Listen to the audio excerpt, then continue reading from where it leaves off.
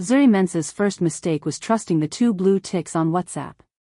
The dancer MC had read her message. He just wasn't replying. On the 27th floor rooftop of a luxury hotel in Seoul, Zuri stood in the middle of a bridal suite that looked like Instagram had exploded. Warm fairy lights. Rose gold balloons spelling bride. A dessert table where red velvet cupcakes sat beside honey butter tteok. Ankara print napkins folded neatly next to bottles of soju and palm wine. Before we dive into this story, tell us where in the world you're watching from and what time it is right now. Someone near you might be watching too. And don't forget to subscribe to support and appreciate the work we do on this channel. Everything was perfect.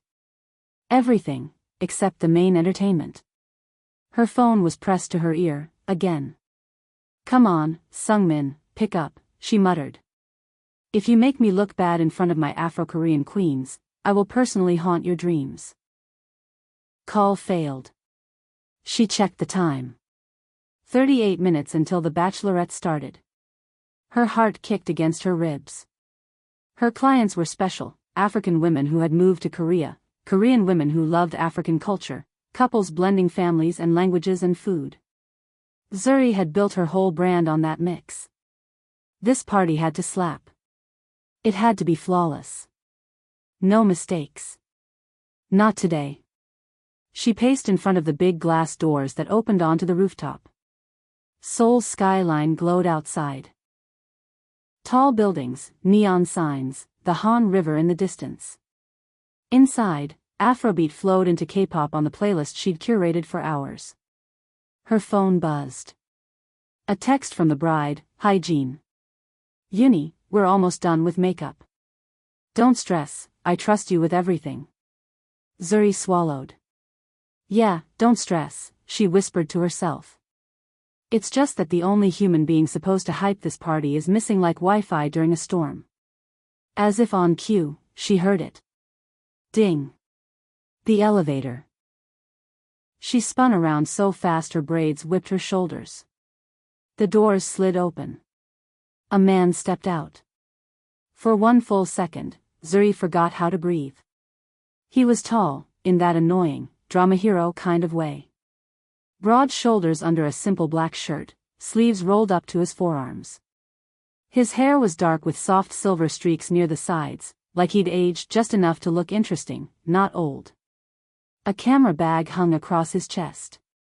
He checked something on his phone, brows pulled together in focus. Zuri didn't see the camera. She saw one thing, a man. A man, arriving exactly when she needed the entertainer. Finally, she burst out, marching toward him. He looked up, slightly startled. No, don't, me," she cut in, already reaching for his arm. "Do you know the fear you put in my chest today? I have been calling you for 30 minutes, my brother. 30 whole minutes." His mouth parted in confusion. "Sorry, no time for sorry." She tugged him out of the elevator and into the suite. "The girls will be here in 35 minutes. You still have to change, set up, warm your voice, whatever it is you MC people do." He stumbled after her, more amused than angry. "Wait, I think there's..." She stopped, looked him up and down.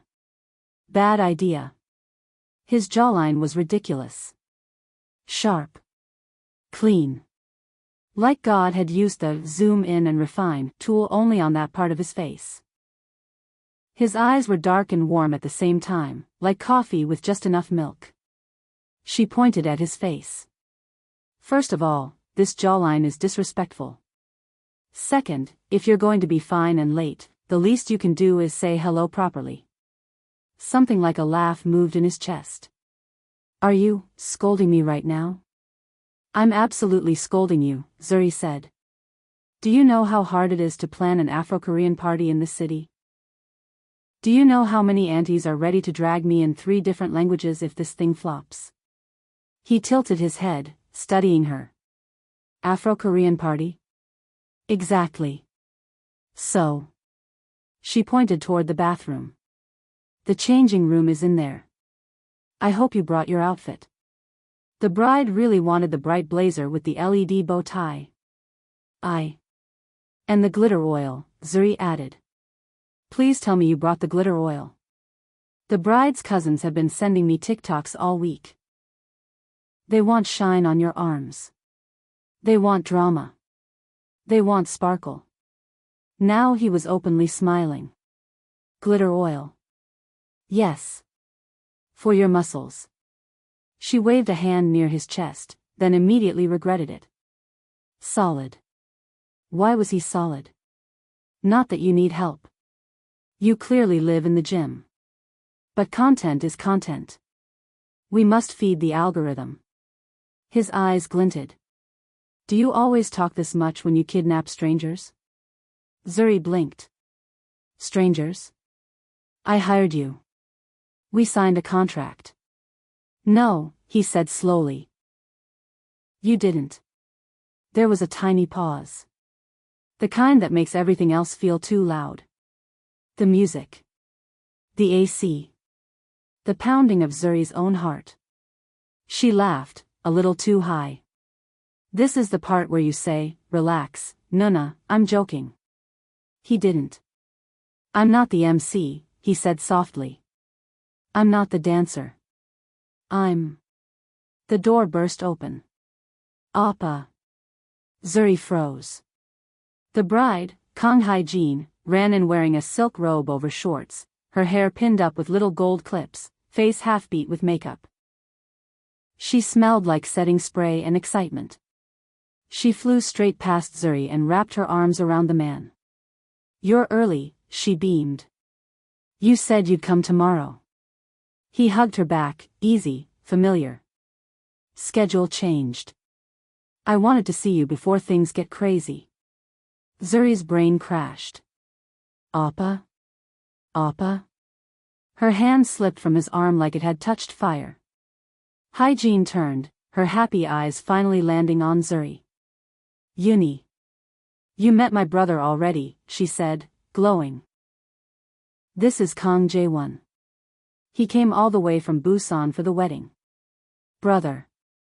The word hit Zuri in the chest. Not the MC. Not the entertainer. The bride's older brother. Zuri felt the world tilt. Every word she just said replayed in her mind on fast forward. Disrespectful jawline. Muscles. Glitter oil. Kill me now. Jae-won stepped forward a little, that same quiet smile playing at his mouth. But his eyes were laughing. Kang Jae-won, he said politely, holding out his hand. Photographer. Family headache. And apparently, accidental stripper. Zuri wanted the ground to open. Or the elevator to drag her back down to the first floor and out of this life. She shook his hand anyway, because she was raised well. Zuri Mensa, she croaked. Wedding planner. Full-time professional. Part-time, clown, apparently. Hae-jin just clasped her hands, thrilled. Wah, I love this already, she said. You two have chemistry. Appa, she's the planner I told you about. You'll be working together all week. Every day. For everything. Zuri's heart dropped straight to her shoes. All week. With the man she had just tried to oil up for content. In that moment, she knew, this wedding might make her career, or completely destroy it. If you've ever said something embarrassing and wished the earth would swallow you, you already feel Zuri's pain. What happened next will test her pride, her heart, and the one rule she swore never to break as a wedding planner. Hit subscribe, turn on the notification bell, and stay with this story, because what comes next will change everything between Zuri and Jae-won in a way she never, ever planned for. The Seoul sunset painted the sky in mango and cotton candy when Zuri Mensa decided that today was the day her career would die. Not tomorrow. Not someday. Today. On this rooftop. Fairy lights wrapped around bamboo poles. Soft Afrobeats mixed with KR&B floated from the speakers. On one side, there was a jollof rice station next to a tteokbokki corner. On the other, a neon sign in Hangul and English glowed. Bride Tribe, Seoul Edition. Everything was perfect. Except for one tiny, burning problem. The entertainer was missing. The one thing I can't control, Zuri muttered, pacing between the balloon arch and the dessert table. The one man I actually paid on time. She checked her phone again. No answer from the comedic dancer MC. No, I'm on my way. Nothing. Just delivered. Her heart thumped in her ears. This wasn't any regular gig. This was her first big multicultural Afro-Korean bachelorette party. The bride was Nigerian Korean. The guests were a mix of Black, Korean, and foreign friends who already thought Zuri was a little too extra. If tonight flopped, word would spread fast in Seoul's small Afro community. Her little wedding planning business, Zuri Events Seoul, would be done. She glanced at the time. 45 minutes until guests started arriving. God, please, she whispered. I'm not asking for a husband. Just a working entertainer. The elevator dinged. Zuri froze. The doors slid open, and her prayer was answered. Or so she thought. A tall Korean man stepped out, carrying a black camera bag. His white shirt hugged broad shoulders. His trousers were simple, but expensive in that quiet way rich people didn't have to show off. His hair was black, but at the temples, there were silver streaks that looked almost unreal under the golden light. He looked like somebody's K-drama lead. Or trouble. Probably both. He glanced at his phone, frowning slightly. Zuri didn't even think. Relief crashed over her like a wave. Oh my God, finally, she cried, marching straight to him. Do you know the heart attack you almost gave me? He blinked, lifting his head. Sorry? No, we don't have time for sorry. She grabbed his wrist and pulled him out of the elevator. You're late. The bride is half Nigerian. These people don't joke with energy. Please tell me you rehearsed your entrance. He stumbled after her, clearly confused, but not resisting. Wait, Zuri waved him off. You can talk when you're holding a mic. Did you bring your playlist? Do you hype? Please don't tell me you're one of those, I only dance, I don't talk, types. We already have a DJ. He opened his mouth again, but she had already dragged him inside the bridal suite. The room was a dream. Pink and gold balloons. A wall of flowers for photos. A table of cupcakes with little edible Ankara prints and tiny Korean flags. The Seoul skyline glittered beyond the glass. Zuri turned and finally looked at him properly. Wow. Up close, he was even worse.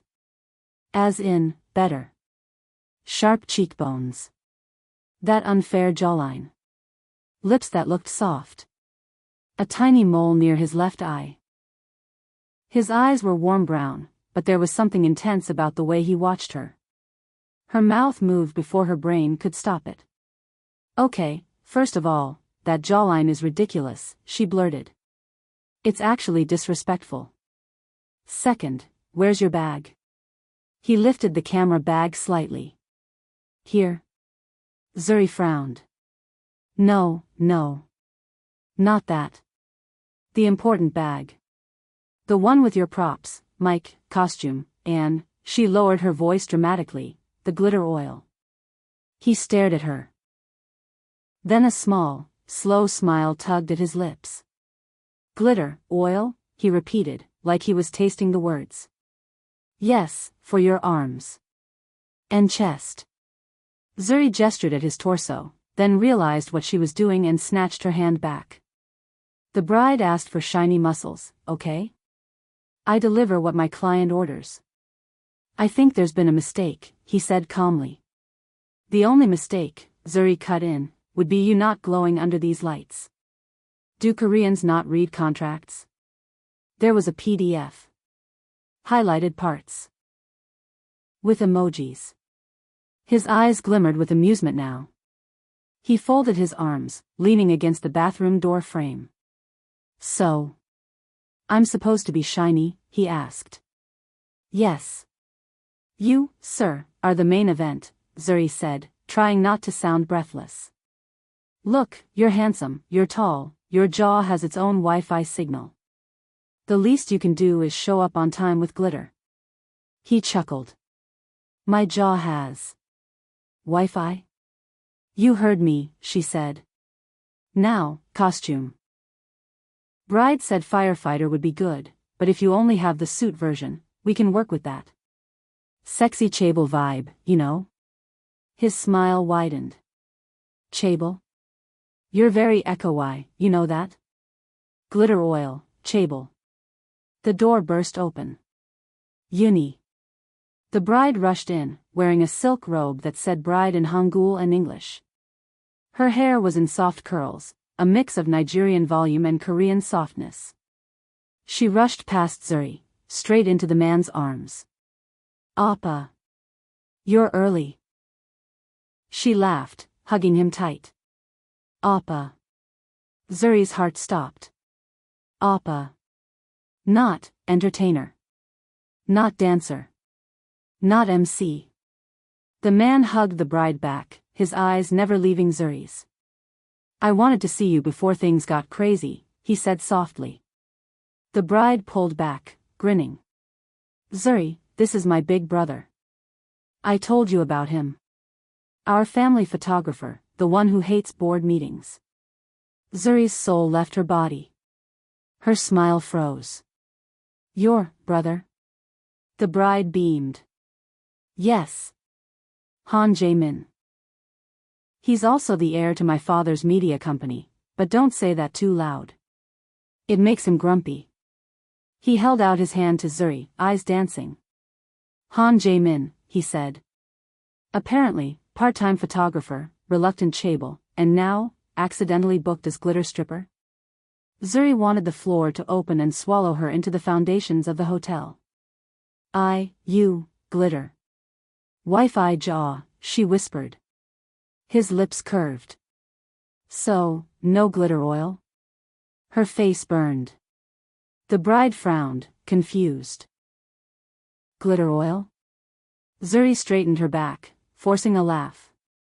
Inside joke. You know, creative brainstorming for content. Ha. Ha. Ha. Jaemin didn't expose her. He just watched her with that quiet, amused, dangerous gaze that said one thing. He was not going to let her forget this. Ever. And then, as if things weren't bad enough, the bride clapped her hands. Perfect. You two already know each other. Jaemin, you and Zuri will be working very closely the next few days. Locations, shots, family photos, everything. She's in charge, but you're her partner for visuals. Zuri choked. Partner? Jaemin's smile deepened. I like the sound of that.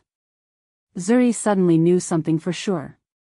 This wedding would be the longest, most stressful, and most dangerous booking of her entire life. If you felt Zuri's embarrassment in your chest like it was your own, don't scroll away.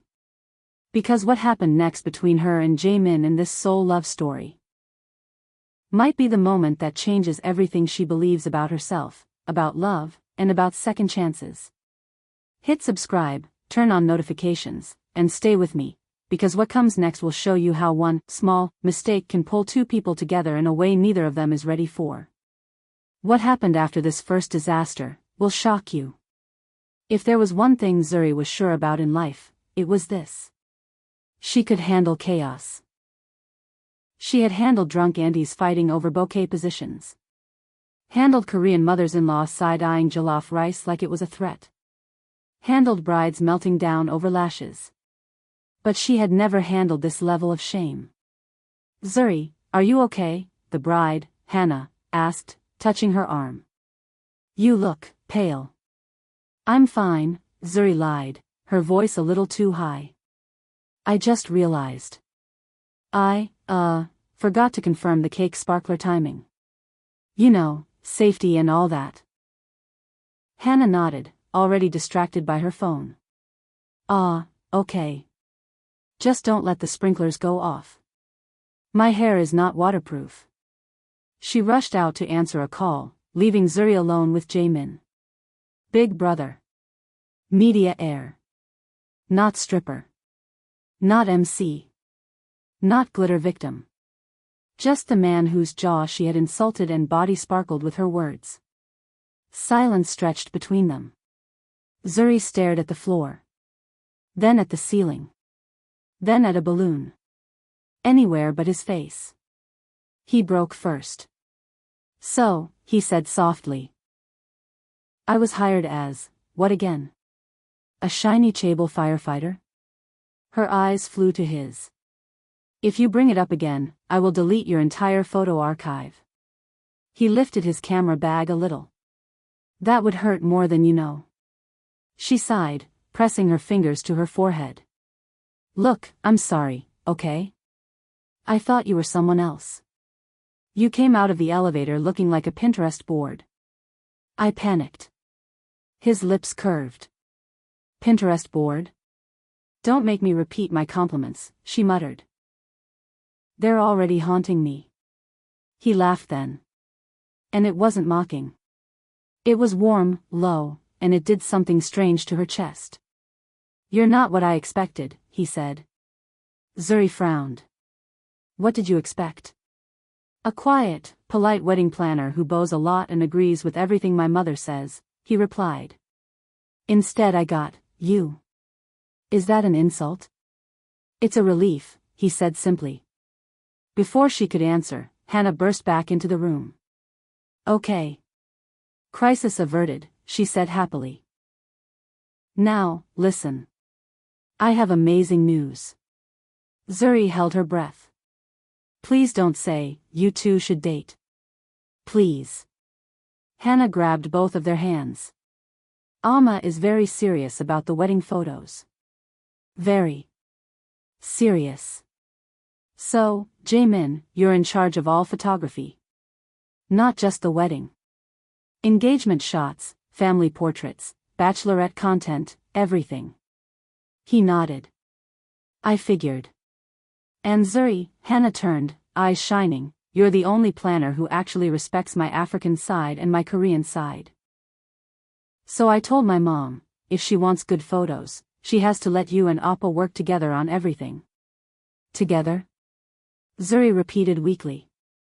Hannah squeezed their hands. Yes. From now until the wedding, you two are a team. Same schedule. Same meetings. Same spaces. No escape. Jaemin's thumb brushed lightly over Zuri's knuckles before he let go. The touch was so small, but her heart noticed it. I don't mind, he said. I like working with passionate people. Zuri forced a smile that felt like gym work. Passion. Yes. That's me. Passion. Not stress. Definitely passion. Hannah's phone pinged again. Ah. The guests are coming up soon. Appa, Amma wants you to send her a photo of the setup. Zuri, can you check the sound? They said the mic was echoing. On it, Zuri said, grateful for the excuse to move. She rushed toward the exit, but Jaemin's voice stopped her. Zuri. She turned reluctantly. Yes? His eyes were soft, but there was mischief there too. Just for the record, he said, I don't usually arrive at events covered in glitter oil. Good to know, she shot back. Next time I'll write it into the contract. He tilted his head, studying her. Next time? Her heart stuttered. Why had she said that? I mean, she waved a hand. Hypothetically. Calm down, chaebol Appa. This time his laughter was quieter, more private, as if it was just for her. Okay, he said. Then hypothetically, if you ever need a photographer. I'm available. She scoffed. Do you give discounts to women who almost forced you into a stripper role? That depends, he murmured. Do they still think my jaw has Wi-Fi? Her cheeks burned again. Goodbye, Jaemin. She fled before he saw her smile. The night moved fast after that. The guests arrived, loud and beautiful. Ankara, lace, sequins, and handbox mixed together like a painting. Afrobeats made the rooftop bounce. R&B slowed things down.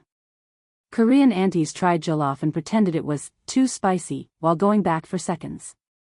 Nigerian aunties judged the kimchi, then nodded in secret approval. Zuri floated through it all, fixing details, soothing nerves, cueing surprises. But every time she glanced at the balcony, there he was. Jaemin. Camera in hand. Eyes sharp. Face soft whenever he caught a real moment. He snapped photos of Hannah laughing with her friends. Of two aunties bonding over wig glue. Of a little mixed-race niece dancing offbeat to Burna Boy. Once, Zuri felt a prickle on her skin and turned. He was aiming the camera at her. She froze. Don't. Why not? He asked. I look tired. You look like the woman who built this whole night, he answered. That's worth capturing. Her throat felt tight. Nobody ever takes pictures of me, she said before she could stop herself. He lowered the camera a little. Maybe they should start. Their eyes held for a beat too long. Then someone called her name, and the moment broke. By the time the party ended, the rooftop was a mess of confetti, empty plates, and happy exhaustion. Hannah hugged Zuri so hard she almost couldn't breathe. Yuni, this was perfect, she whispered. You made both sides of me feel seen. Thank you. Zuri's eyes stung. That's what you deserve. As the last guests left, Zuri finally exhaled. She turned to leave, only to find Jaemin blocking the doorway, leaning against the frame like he had all the time in the world. Are you always this dramatic? She asked, trying to sound casual. Only when I'm waiting for someone, he replied. For who? He looked right at her. You. Her heart did that stupid flip again. Why? He held up his camera. I wanted to show you something. He walked closer, stopped just in front of her, and scrolled through the photos until he reached one. It was her. Head tilted back slightly, eyes closed, laughing at something off camera. Soft light from the fairy lights kissed her brown skin. Her braids framed her face. She looked happy. Free. She swallowed hard. That's me? That's how you look tonight, he said quietly. Everyone else saw your work. I saw you. Tears pricked her eyes, shocking her. She blinked them away quickly. Why are you showing me this? She whispered. Because we're going to be working together, he said. And I want you to know. I see you. Not just your job. Her chest ached in a way that scared her. She looked away. You don't know me. Not yet, he said. But Hannah was right. We're a team now. She forced a small laugh. Don't get too excited. I'm very annoying. I noticed, he said, smiling. It's interesting. Interesting? More interesting than boardrooms, he replied. More interesting than people who pretend all the time. He took a step back, giving her space. Tomorrow, he said, we're visiting the wedding venue, right? She nodded. Yeah. Han River Pavilion. Mixed decor. I have a full schedule. Send it to me, he said. I'll match your timing. We'll coordinate. He turned to leave, then glanced back over his shoulder. Oh, and Zuri? Yes? He grinned. Try not to book me as a stripper again. She rolled her eyes, but smiled despite herself. No promises. He left her standing there, phone in hand, heart beating too fast for someone who didn't care. If you've ever met someone who saw you before you were ready to be seen, you know how dangerous this moment is for Zuri. What happened after she sent that schedule to Jaemin will test her walls, her pride, and everything she thought she knew about love and work. Subscribe, like, and share this story if you feel Zuri's journey already. The next part of this love story will show what happens when two people are forced to work side by side, and one unexpected photo starts to change everything. What happens next between them will stay in your mind for a long time. Zuri did not sleep. Every time she closed her eyes, she saw his face in that bridal suite. The camera bag. The confused smile. The moment the bride had yelled, "Appa! You're early," and her soul had quietly left her body. By morning, she had made a promise to herself. No more nonsense, Zuri, she muttered in her tiny Seoul apartment, tying her headscarf tighter. You are here to work. You are a black woman in Korea. You don't get to be messy over a fine man with nice cheekbones. Focus. She put on her best, wedding planner armor, wide-leg cream trousers, a fitted black top, gold hoop earrings, and her favorite Kent print blazer. Business. Sharp. Untouchable. Her heart, however, did not get the memo.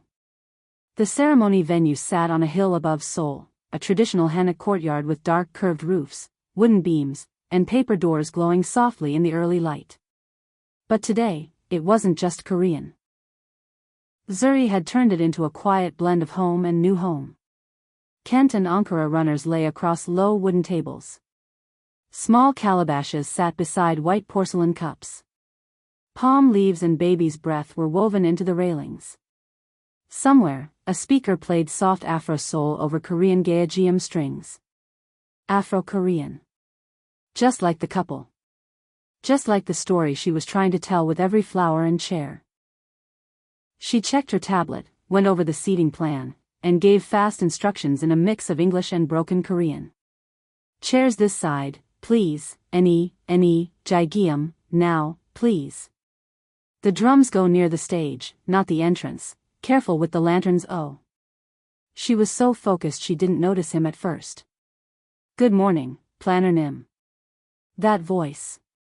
Deep. Calm. A little amused. Her spine straightened on its own. She turned slowly.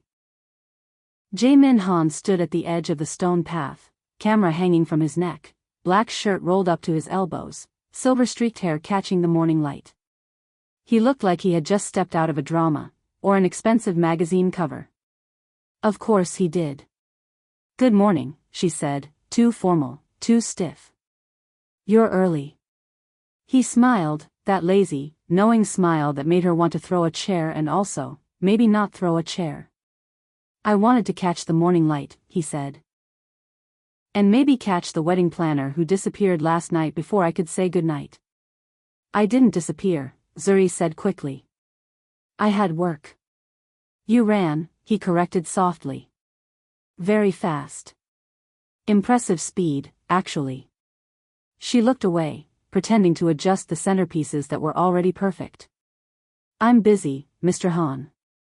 Mr. Han, he repeated. Wow. Yesterday it was, you better have brought the glitter oil. Today it's Mr. Han. I feel, downgraded. Her ears burned. Can we not talk about that? She hissed. It was a mistake. He walked closer. Not rude, not pushy, just steady. 2 steps. 3. Until she could smell his cologne, fresh, clean, a little bit like rain on concrete. Is that why you're avoiding me? He asked quietly. Because of the glitter oil incident? Zuri gripped her tablet like a weapon. I'm not avoiding you, she said. I'm being professional. One question, he said. Can you look me in the eye and say that? She made the mistake of trying. His eyes met hers, dark, curious, a little playful, but something softer underneath. For a moment, the noise of workers, the hum of Seoul in the distance, the rustle of leaves, all of it faded.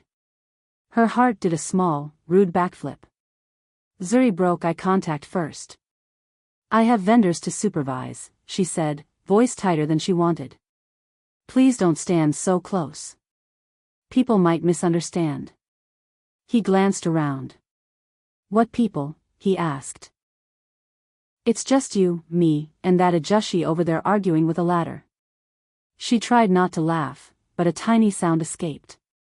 He noticed. Ah, he said softly, so she can laugh. I always laugh, she said. Just, not with men who were almost covered in glitter oil. He chuckled. I still think it's a tragedy, he murmured. I came all this way, and no performance, no glitter. She glared at him, but her lips twitched. You're enjoying this too much. A little, he admitted. But I'm also curious, Zuri. She froze. It was the first time he'd said her name like that, slow, careful, as if he was tasting it. Curious about what? She asked. Why one small mistake has you acting like you committed a crime, he said. You're allowed to be human, you know. She looked away, throat suddenly tight. In your world, maybe, she said quietly. Not in mine. He frowned. What do you mean? Zuri took a deep breath. She hadn't planned to say this. But it was there, stuck inside her chest. I'm an Afro-Ghanaian woman in Seoul, she said. I don't have the luxury of looking messy. If I'm late, I'm unprofessional. If I'm too friendly, I'm flirty. If I make one mistake, it's not funny, she's not serious. I had to fight to get here. I can't let one rich Chaebol family think I don't know what I'm doing because I confused their son with an entertainer. The words hung between them. For the first time since she met him, Jaemin wasn't teasing. His face softened. He looked at her like he was really seeing her, not just the blazer, not just the braids, not just the planner with a tablet and a checklist, but the woman holding everything together with tired hands and stubborn pride. Zuri, he said quietly, I'm not laughing at you. She swallowed. It feels like you are, she whispered. I'm laughing because you're funny, he said. Because you're real. Because in a room full of people who fake everything for the camera, you're just you. And that's rare. Her chest ached in a way that scared her. This is exactly why I need distance, she muttered. He stepped even closer, voice dropping. And what if I don't want distance? There it was again, that pull. The part of her that wanted to lean in. The part of her that wanted to know what it would feel like to stop being the strong one for 5 minutes. Her phone buzzed loudly between them. Bride, Unii, where are you? I need to show you my second dress. Zuri jumped back like she'd been caught doing something illegal. I have to go, she said. Duty calls. Zuri. We'll talk later, she cut in. About lighting. And angles. And nothing else.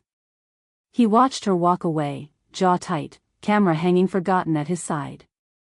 He lifted it slowly and took one quick shot of her from behind. Braids swinging, Kent blazer bright against the pale stone, back straight even when her heart wasn't. He checked the screen. Perfect. If only he knew that this woman he just photographed was going to be the one thing that shook his whole planned-out life. Zuri is running from her feelings. Jaemin is getting pulled in deeper. 2 worlds. 1 mistake. A tension that refuses to die. What happened next will test Zuri's rules, Jaemin's loyalty, and the thin line between professional and mine. If you want to see how one small moment in this love story turns into the biggest risk of her life, tap subscribe, like this video, and share it with someone who believes in love that doesn't fit the rules. Your support might be the reason the next part of Zuri and Jaemin's story finally reaches the people who need to feel seen.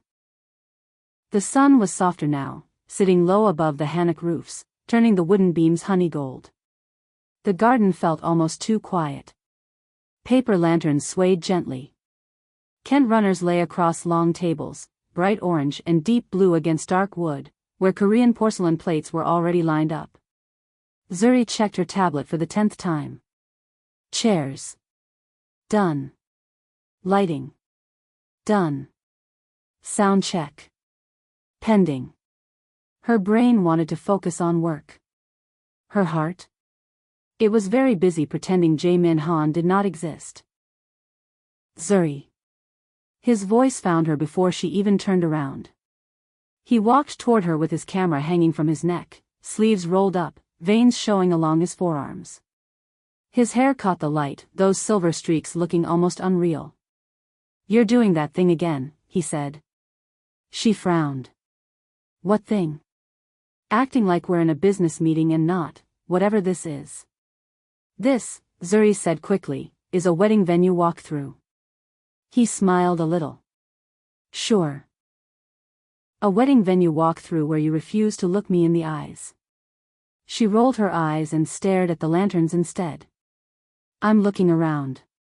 That's literally my job." He took a few slow steps closer until he was standing beside her at the edge of the stone path, facing the garden. "Okay then," he said softly. "Let's work. But while we work, I want to ask you something real."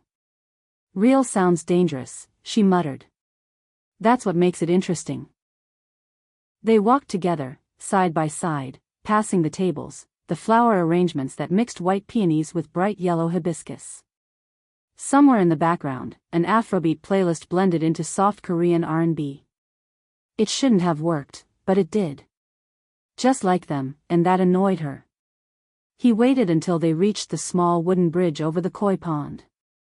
The orange fish moved lazily under the water, as if they had all the time in the world. Jae-min rested his hand on the railing. He didn't touch her. But he was close enough that she could feel his warmth. "What happened to you?" he asked, "before wedding planning?" Zuri's fingers tightened around her tablet. "That's a very dramatic way to start a sentence," she said lightly. "Nothing happened. Life happened." "Zuri." His voice was gentle this time. "No teasing. No glitter oil joke. You walk like someone who used to perform. Your posture. Your hands. You move like you're counting beats in your head. What did you lose?" Her throat closed up for a second. He noticed. "I'm not trying to be rude," he added. I want to know you. Not just Zuri, the efficient wedding planner. The real you." No one had asked like that in a long time. She stared at the pond. 1, 2, 3 fish. She counted them like breaths. "I used to dance," she finally said. He waited. He didn't rush her, didn't try to fill the silence.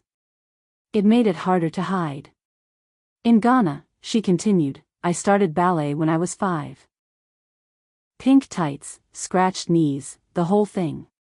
Later I mixed everything, Afrobeats, ballet, contemporary. Dance was like my first language." A small, sad smile touched her lips. "I got a chance to train in Seoul. It felt crazy. An Afro-Ghanaian girl in a Korean dance academy? But I worked like my life depended on it. Because it did." "What happened?" he asked quietly. Her eyes dropped to her knee, hidden under her wide-legged trousers. "I landed wrong," she said. "One jump. One sound. One burning pain. The doctor said I could walk, I could live normal, but I couldn't push my body like before. Not for stage. Not for a career." "Your knee," he said. "My future," she replied. The words came out sharper than she meant. She laughed, but it cracked in the middle. "I tried to stay in the dance world. Teaching maybe. But every studio, every mirror, it felt like standing outside my own life, watching some other girl live my dream. So I stopped. I needed something new. Something I could build from zero that didn't remind me of the girl I used to be." "And that's how you chose wedding planning?" "Yeah," she said softly. "A friend asked me to plan her Afrokorean ceremony. Then another person called. Then another. Planning weddings is like choreographing a show. Timing, emotion, storytelling. I can't dance anymore, but I can still move people." She blinked hard. Her eyes were starting to sting. "I told you. Nothing big. Just life. He turned to look at her fully now, his expression open, serious. That's not just life, Zuri. That's grief. She swallowed. I'm fine now. Are you? He asked. Not judging. Just asking. She opened her mouth to say yes. The word didn't come. Instead, very quietly, she said, some days. Other days I hear a song and my body remembers a step my knee can't do anymore, and it feels like losing everything all over again. A long pause. The leaves brushed against each other above them. Somewhere, a car horn sounded faintly outside the Hanok walls. He let out a slow breath. Okay, he said. My turn. Zuri frowned. Your turn for what? To answer the same question. What happened to me before all of this? He leaned against the railing, staring at the distant city skyline beyond the garden walls. I didn't want my father's company, he said. Everyone thinks I did. Lucky Han Jae-min, rich family. Media empire. Hotels. Studios. Magazines. They don't know I never wanted that life. What did you want? She asked. He tapped the camera hanging from his neck. This, he said simply. I wanted to live out of a backpack with one camera and a notebook.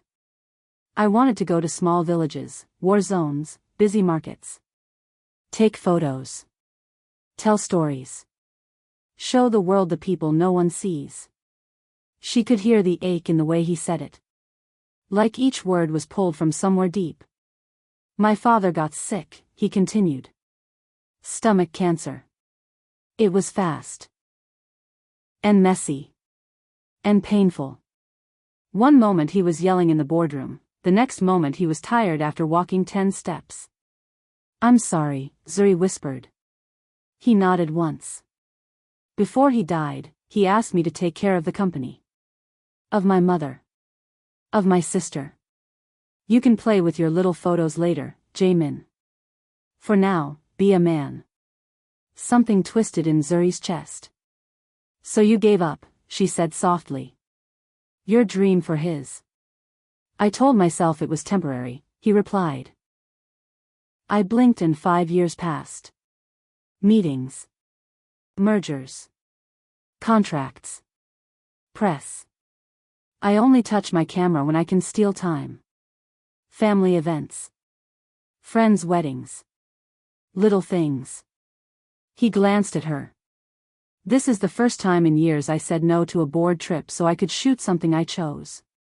This wedding, she said. He hesitated. This wedding, and you. Her breath caught. The words were simple, but they landed heavy. Zuri, he went on slowly, like he was afraid she'd run if he moved too fast. When I'm behind the camera and you're arranging fabrics, fixing flowers, calming people down, you look like someone who turned pain into art. And his voice lowered. I don't feel so trapped when I'm looking at you. She hadn't planned to cry today. But something inside her cracked open. Not from sadness exactly. From recognition. Two people who had buried the same kind of wound in different soil. I don't know what this is, she admitted. You and me. I'm not looking for complications. I didn't come here looking for them either, he said. But I can't pretend I don't feel it. So I'll say this once. He stepped closer, close enough that she had to tilt her head slightly to keep eye contact. For this week, he said, I don't want to be Director Han of Han Media. I just want to be the guy with the camera who understands what it's like to lose a dream. Let me be that, at least. To you. Her heart pounded so loudly she almost couldn't hear the music anymore. You're making it hard to keep my distance, she whispered. Good, he said, a small, sad smile on his lips. Maybe distance is not what you really want. Before she could answer, his phone buzzed. He glanced down. The screen flashed a message. Urgent, the leaked article about you goes live tonight. Call me now. His jaw tightened. He locked the phone quickly, but not fast enough. Zuri had sharp eyes. "What was that?" she asked. "Nothing," he said too quickly.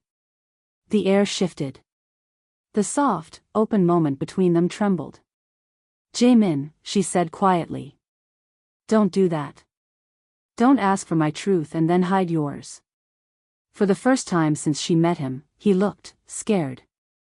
"There are things about my life I haven't told you," he admitted.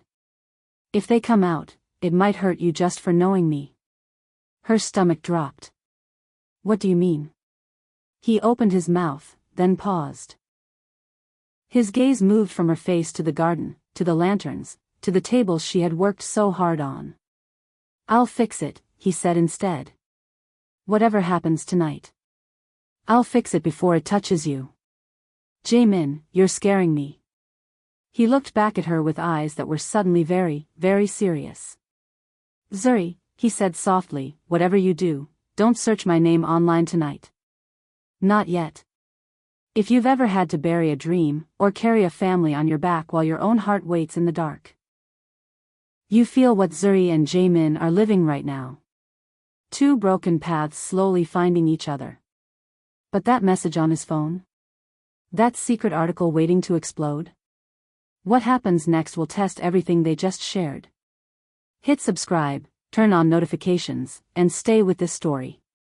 Because when the truth about Jaemin finally comes out, what happens next will break someone's heart, and it might be yours too. By the time Zuri returned to her apartment that evening, her mind was still tangled in what happened at the venue. His question. Her answer. His answer. That message on his phone. His warning not to search his name. Her chest felt tight, like she'd been holding her breath all day. She kicked off her shoes, loosened her braids from their clip, sank onto her small gray couch, and let out a long sigh. "Why am I like this?" she whispered. "Why am I letting a man with cheekbones and trauma disturb my peace?" Her phone buzzed. For a second, her heart stopped. She told herself she would ignore the notification. She told herself she was done for the night, emotionally unavailable, emotionally retired, emotionally not doing this anymore. Then she saw the name. Jaemin Han. "The garden lights are perfect. Come help me test photo angles." Her breath caught. It wasn't a demand. Just an invitation.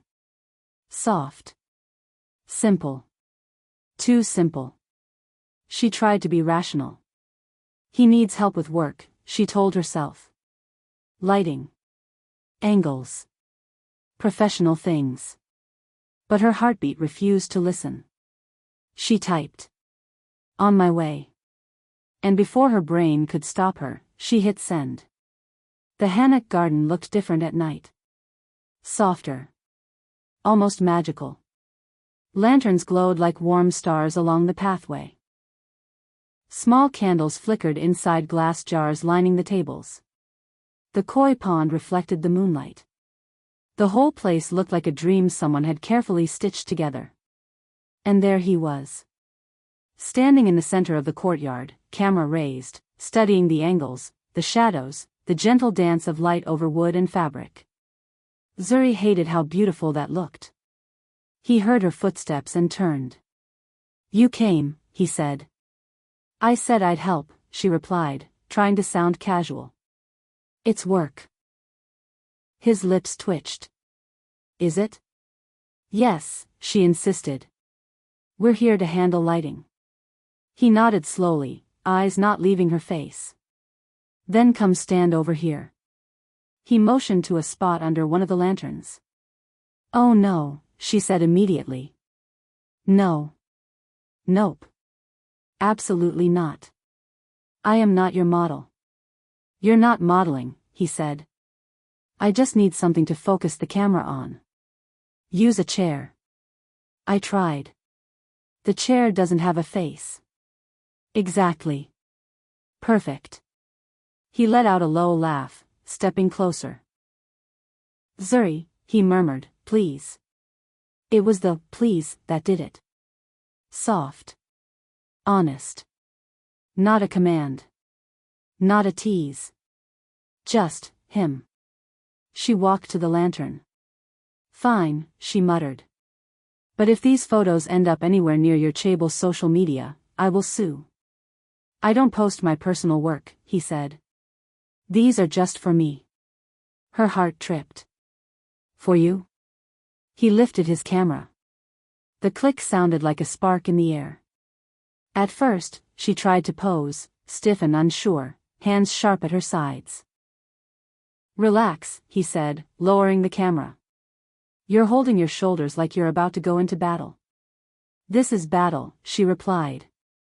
Me versus embarrassment. He smiled softly. Look at the lantern. Not at me. She did.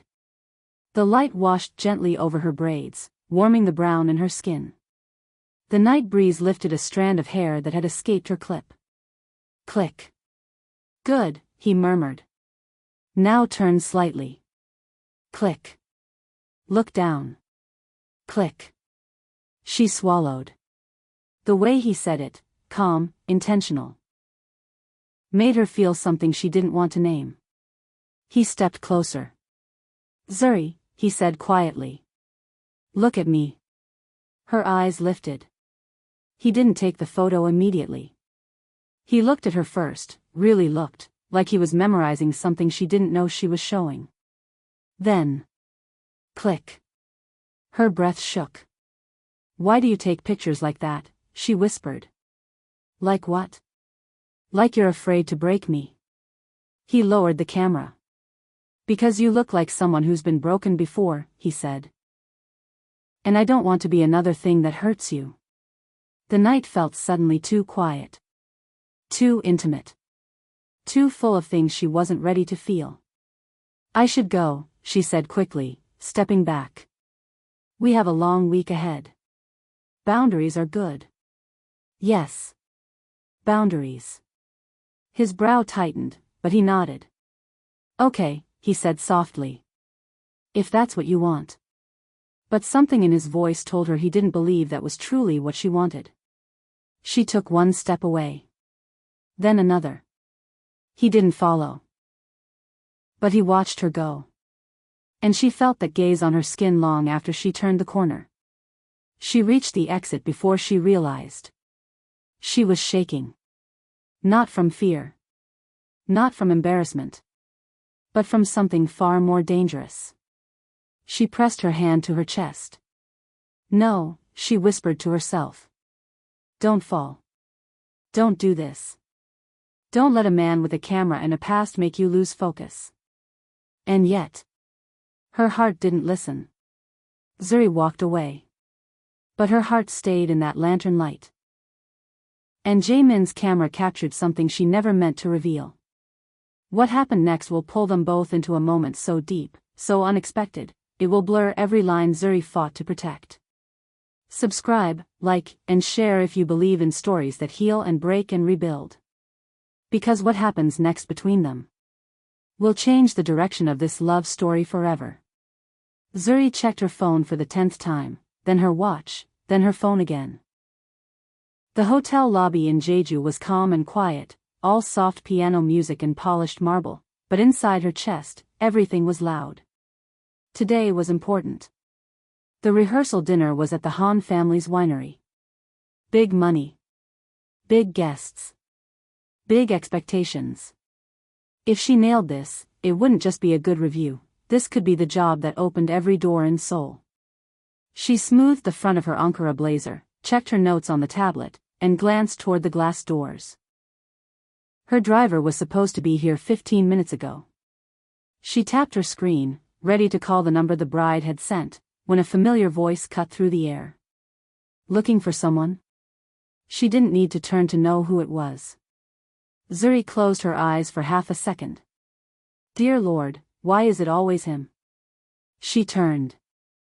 Jaemin stood there in a simple white shirt and dark jeans, camera bag slung over one shoulder, car key dangling from his finger like a temptation. His silver-streaked hair caught the morning light. He looked like trouble, wrapped in K-drama lighting. The driver is late, Zuri said, trying to sound annoyed and not, aware of how fine he looked. I have a full schedule. I can't afford delays. He smiled, slow and knowing. Good news then. There's no delay. He lifted the keys.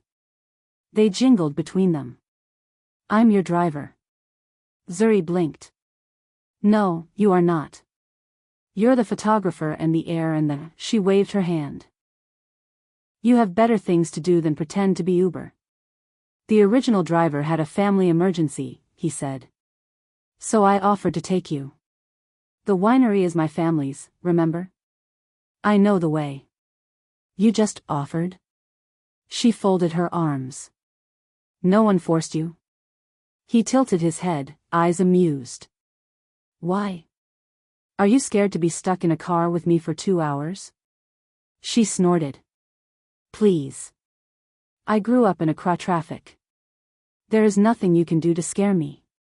Then let's go, Ms. Mensah. The vineyards are waiting. He pushed the door open and held it for her, bowing in that exaggerated, teasing way of his.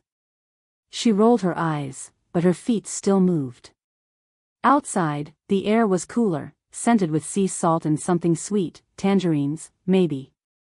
The car was sleek and dark, low to the ground. When he unlocked it, the lights blinked. Of course, Zuri muttered. Of course you drive something dramatic. It's just a car, he said, opening the passenger side for her. It's not just a car. This is the main lead pulls up and you know your life is about to change type of car. He laughed, and the sound did something warm and stupid to her chest. Get in, Zuri, he said softly. We'll be late. She hesitated for one more heartbeat, then slid into the seat. Professional, she reminded herself. This is work. Winery. Rehearsal. Seating chart. Not, whatever this is. The door closed. A second later, he got in on the driver's side and started the engine. Soft Korean R&B spilled out, smooth and low. Too slow for you? He asked, glancing at her. I mean, she shrugged. It's giving sad boy in the rain, but it's okay. Sad boy? He laughed. This is a classic. She reached into her bag, pulled out her phone, and leaned toward the screen. Do you have Bluetooth? Of course I have Bluetooth. What kind of insult? Good. She tapped until his car showed up on her screen. Let me save you. 30 seconds later, Afrobeats flooded the car. Drums, bass, bright horns. The energy shifted instantly. Jaemin's eyebrows rose. Okay, I admit. This is good. This, Zuri said, pointing toward the speakers, is life. This is Saturday in Ghana, this is cousins and noise and jollof and aunties shouting in the kitchen. He nodded along to the beat, fingers tapping the steering wheel. Send me a playlist later. If you behave, she said. Define behave. Minimal teasing. No glitter oil jokes. That's difficult, he said. But I'll try. They drove out of the city and onto a coastal road. The sea stretched out to their right, wide, blue, and sparkling. Little islands dotted the horizon. On the left, low hills rose up green and soft, with tangerine farms and stone walls that looked older than both of them put together. The car filled with music and small talk that gradually stopped feeling small. So, he said, somewhere between one song and the next, what food do you miss the most from home? She smiled to herself. Kelaweel. Spicy fried plantain. The kind that burns your tongue but you keep eating. Plantain, he repeated carefully. She nodded. I'll make it for you one day. The moment the words left her mouth, her brain screamed. Why would you say that? Why are you promising this man plantain like you're soft? He didn't tease her, though. He just glanced at her, something warm in his eyes. I'll hold you to that. And you? She said quickly, trying to change the subject. What do you miss when you're away from Korea? He thought for a moment. Street tteokbokki. The really cheap kind. The sauce that stains everything. She laughed. So the rich chaebol heir and the broke wedding planner both love food that stains clothes. Look at us finding common ground. It's destiny, he said lightly. But the way he said it made her chest tighten anyway. As the road wound higher, the view grew bigger. The sky seemed closer. The ocean shimmered below them. Zuri found herself relaxing, her shoulders dropping bit by bit. The car felt like its own little world, Afrobeats blending into R&B, English blending into the bits of Korean she understood. At some point, the teasing slowed and the talk grew deeper without them planning it. He told her about coming to Jeju as a kid, sitting in his father's car on this same road, being taught how to read waves and wind. She told him about her mother braiding her hair in the courtyard, music always playing, saying, "Life will shake you, but don't let it break your rhythm." He listened like every word mattered. She found herself turning toward him more often, watching his profile when he wasn't looking, memorizing the line of his jaw, the way the light caught the silver in his hair. "This is dangerous," a small voice whispered. And for once, she didn't shut it up. She just noticed it. By the time they turned onto a smaller private road, her stomach was doing quiet somersaults that had nothing to do with motion sickness. "Almost there," he said. The winery appeared like something out of a movie, rows and rows of vines, green and endless, rolling down toward a valley, a modern building of glass and stone that reflected the sky, winding paths lined with lanterns that would glow warm at night. "Wow," Zuri breathed. "This place." He parked and turned off the engine, but neither of them moved for a moment. "You like it?" he asked quietly. "It's more than beautiful," she said. "It feels like a secret." He smiled at that. "Come on. I'll show you the best spot." They walked between the vines, the air filled with the scent of earth and leaves and sea. He led her up a small slope until they reached a lookout point where the whole estate spread out beneath them. "Stand there," he said softly, lifting his camera. "Just look." "At what?" "Anything," he said. "The sea. The sky. Whatever makes you feel." She wanted to protest. She wanted to remind him she was the planner, not the model. But his gaze was gentle, not pushing, just asking. So she turned toward the horizon and let herself breathe. The wind tugged at her braids. The sun warmed her skin. For a second, she wasn't the girl who lost her dream on a cold hospital floor. She wasn't the planner carrying a whole event on her back. She was just Zuri. A woman standing between two worlds, Ghana and Korea, ocean and sky, past and future. The camera clicked. "Perfect," he murmured. When she turned back, his expression hit her harder than the wind. There was no joke there now. No teasing. Just something raw and open she didn't know what to do with. "Zuri," he said quietly, lowering the camera. "There's something I should tell you. About me. About this wedding." Her heart stumbled. What do you mean?" He opened his mouth. And his phone rang. The sound was sharp and loud in the quiet vineyard. He glanced at the screen. His jaw tightened. "Who is it?" she asked. He hesitated, then answered the call in Korean, turning slightly away. Zuri caught only pieces. Her Korean wasn't perfect, but it wasn't useless either. "No. I haven't told her yet." Her pulse jumped. I know. When she finds out, she'll probably hate me." The words landed like stones in her chest. Was he talking about her? About the bride? About what? He ended the call and stood there for a second, shoulders tense. Zuri swallowed, suddenly cold despite the sun. "What?" she said, her voice softer than she meant. "Exactly, haven't you told me, Jaemin?" He turned back toward her, eyes full of something she couldn't read.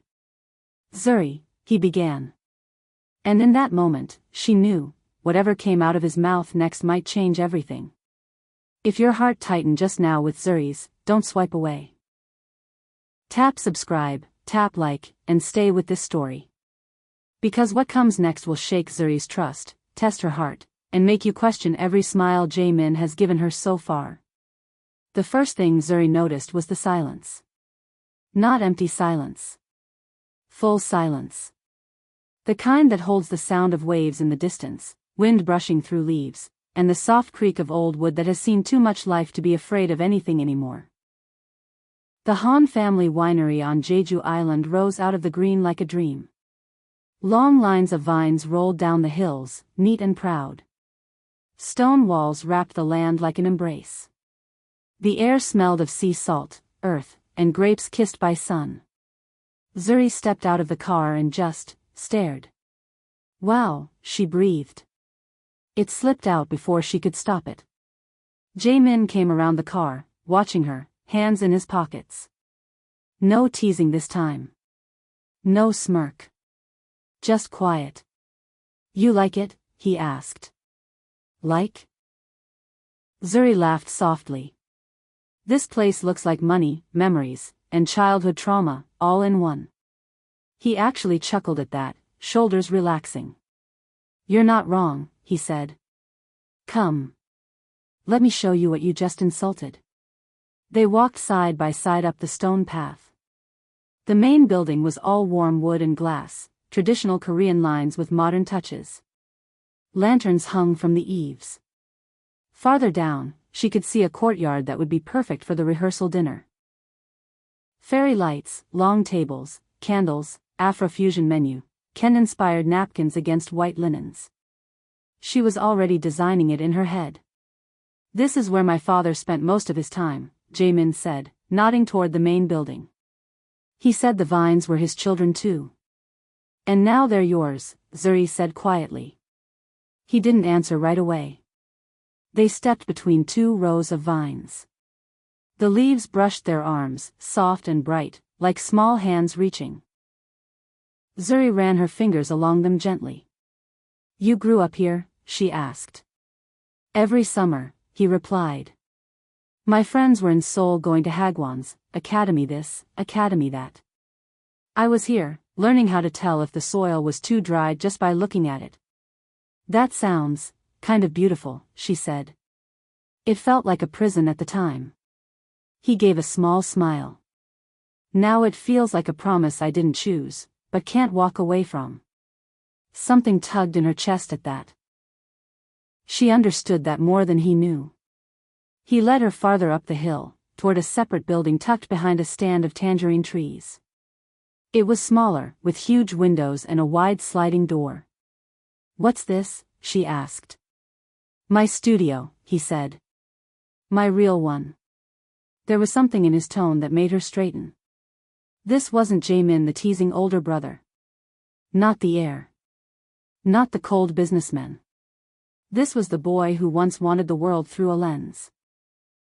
He slid the door open, and light poured out like water. Inside, the studio was simple but full of soul. White walls, high ceiling, wooden floor worn just enough. One wall covered in pinned photographs. Another with shelves of cameras, all shapes and ages. A wide desk with a big monitor and scattered prints.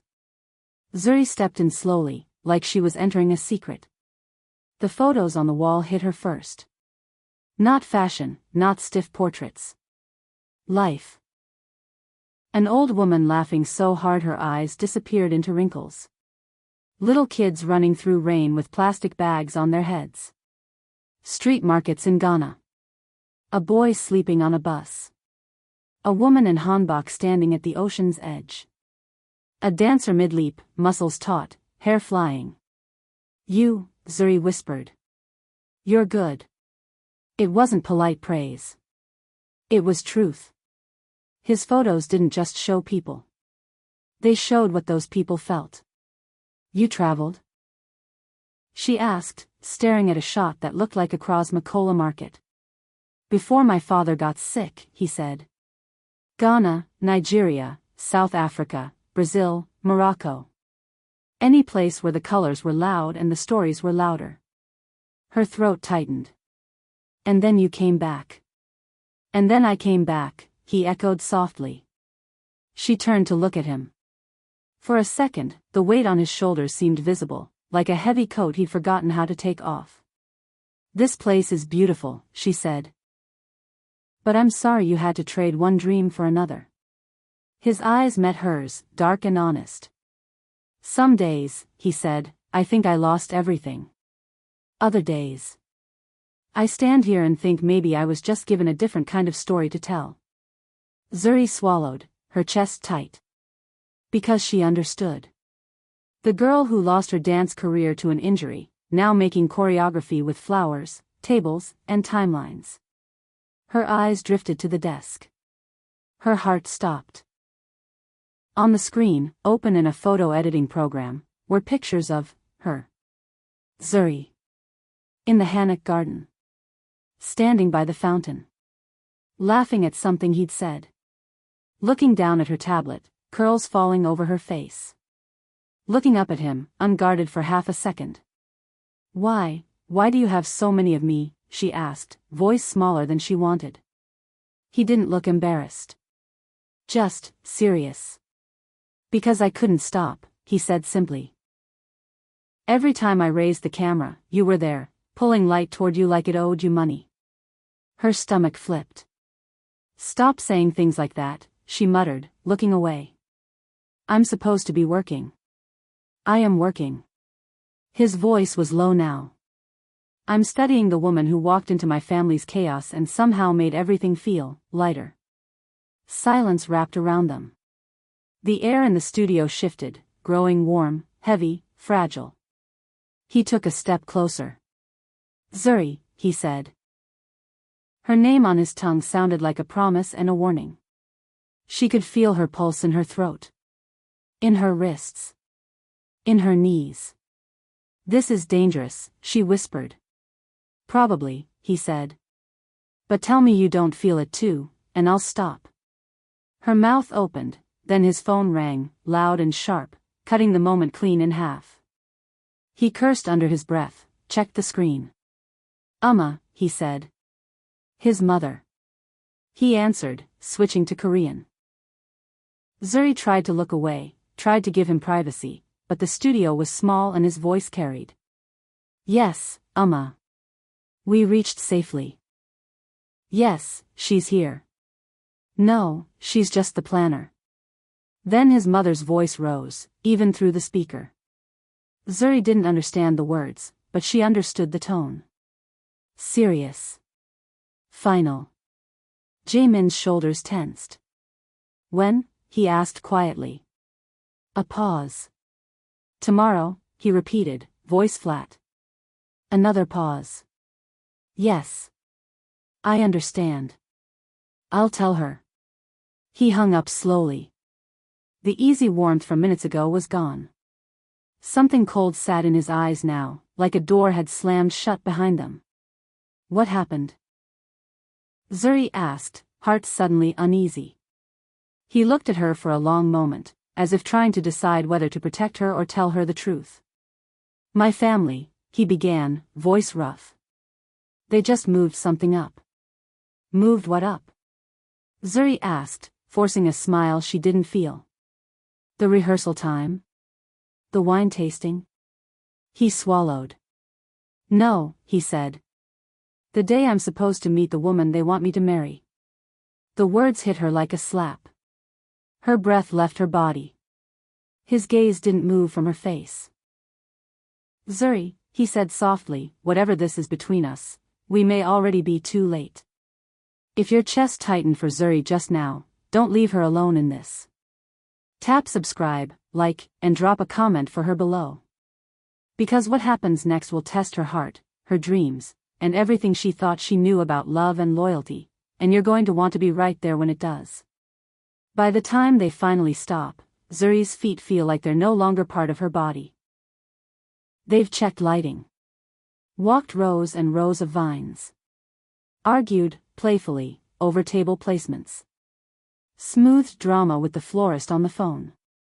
Her brain is buzzing with details, her notebook full of scribbles, and her stomach is empty. I just need 10 more minutes, she says, eyes still on her checklist. Then we can talk about the stage angle again. No, Jae-min answers simply. She looks up, frowning. Excuse me? He takes the iPad gently from her hands, closes the case, and tucks it under his arm. Break time, he says. If you fall down in the middle of the rehearsal dinner, they'll blame me.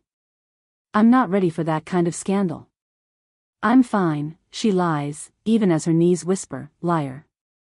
He just gives her that calm, annoying, soft smile. Zuri. Come. He doesn't grab her. Doesn't pull. He just walks away toward the side terrace, trusting she'll follow. Annoyingly, she does. The terrace looks like a scene from a drama. Vineyards spread out below them, green lines stretching to where sky meets sea. The afternoon light is warm and gentle, turning everything gold. A light breeze carries hints of salt and grapes and something old, rooted, and comforting. In the middle of the terrace waits a small table. White cloth. 2 sets of chopsticks. 2 forks.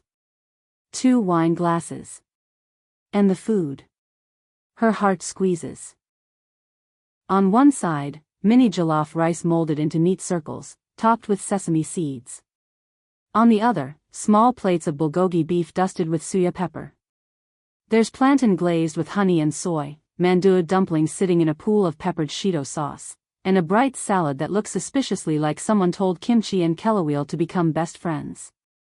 You did this? She asks quietly. I had help, he says. Our chef is obsessed with fusion. I just gave the idea and made them hurry. She swallows. You remembered everything I like. I listen, he says softly. Sit. She sits. When she picks up the chopsticks, her hands shake more than she wants to admit. She's used to being in control. In charge. The one holding a clipboard, not sitting at a table that looks like someone opened her chest and plated everything she misses and everything she's learning to love. He pours wine into her glass. Not too much. Just a respectful amount. To what? She asks, raising her glass slowly. He thinks for a second. To new chapters, he says. Ones that don't look like the ones we planned. That hits a little too close. She forces a smile. You're getting poetic, Mr. Media Air. He shrugs. Must be the view. They clink. She takes a sip, and the wine is smooth and warm, like something sitting in the sun too long in the best way. It slides down her throat and loosens the tight knot between her shoulders. Then she tastes the food. The jollof is not her mother's, and it never will be. But it's good, smoky, a little sticky, with a hint of gochujang heat she didn't expect. The plantain is sweet with a surprise of ginger. The bulgogi tastes like Seoul nights, but the suya spice wakes up memories of open grills in Accra streets. It feels like 2 worlds talking on her tongue. She doesn't realize she closed her eyes until she opens them and finds him watching her. Really watching her. Not in a creepy way. Not like she's a problem to solve. Like he is, memorizing her. Why are you staring? She says, trying to sound annoyed, but her voice comes out softer than planned. Because you're even more beautiful when you relax, he answers, without a pause. The words hit her like a physical touch. Her hand stills. The chopsticks hover over the plate. Her heartbeat jumps into her ears. She laughs, but it's thin. You really don't know when to stop, do you? I do, he says calmly. I just don't want to. Silence wraps around them. Not the awkward kind. The dangerous kind. The kind where one more word could tip everything over. She looks away, out at the vines. You shouldn't say things like that, she whispers. Why not? His voice is low now. Careful. Is it not true? That's not the point. Then what is the point, Zuri? Her name in his mouth feels like music. Like a song she's scared to dance to. She puts down the chopsticks and folds her hands in her lap to stop the slight tremble. The point is, I'm working, she says. For your sister. With your family. I'm a black woman in a foreign country, building a business from nothing. I don't have space to be distracted by glitter oil and pretty words. His jaw flexes at that. Is that what you think I am? A distraction? She hesitates. No, she admits quietly. And that scares me more. He leans back, watching her like he's seeing a puzzle piece finally click into place. Look at me, he says. She resists. Zuri, he repeats, and this time there is something in his tone that pulls her eyes back to his. You are allowed to have more than one dream. More than one feeling. You don't stop being strong because someone sees you. That's easy for you to say, she mutters. You were born here. This is your land, your name, your company. If I mess up one thing, they won't just side-eye me. They'll judge every other black woman after me trying to work in this space. I don't get to be messy. He listens. Really listens. His expression softens, all teasing gone. I know I can't understand all of it, he says. But I see how hard you fight. How carefully you move. And I also see this. He gestures lightly to the table, the food, the view. You deserve moments that are just for you. Where you're not the planner. Not the example. Just. Zuri. Her throat tightens. No one has said that to her before. She blinks fast, fighting the sting of tears. Crying in front of a client's family member? God forbid. Crying in front of the man who has already seen her flustered over glitter oil? Absolutely not. Don't do that, she says. Do what? Say things that make my chest hurt. His lips curve, but his eyes stay serious. Maybe your chest hurts because your heart is waking up. She looks at him sharply. That's corny. It is, he agrees. But it doesn't mean it's wrong. He reaches across the table. His fingers brush the back of her hand. Just a light touch. Skin to skin. Her breath catches.